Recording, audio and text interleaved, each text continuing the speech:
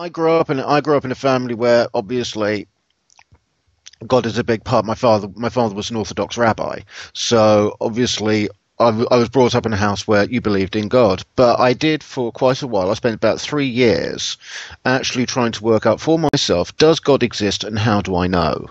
And after 3 years, I mean, I even went through the whole concept of, is God an alien? I can find some pretty good. Quotes from the Torah that actually could prove that God was an alien, but no, I do actually believe in God. At the end, it's like, so where does the alien come from? Who created him? Who created? And you have to come to a starting point. I've lived a completely orthodox life. I've also lived a completely secular life as well. Um, but to be honest, I found the orthodoxy for me was the right way. I mean, I don't live a completely orthodox life, but hey, I live in the real world. You look at Christianity, you look at Islam, you look at any other religion, it's based around the place of worship. Judaism isn't like that. It's based around the family. It's based around your extended family, helping each other. And that was something that immediately sparked in me. I mean, I spent quite a bit of time living around Mea Shearim in Jerusalem. I mean, it's very, very Orthodox area. I mean, they're all Hasidim. And I was well known. Every Friday night, I'd be out there going around to different people's homes, have meals. I'd be going to the tishes at the shuls, which is where they all meet up with the head rabbi, and they have a big party there. Lots of drinking, lots of singing, and I was welcome pretty much at every single one, and I became well known around there. I mean, okay, I was the only at the time long-haired rocker that was wandering around Mea Shearim, but I was Jewish, and that was good enough for them.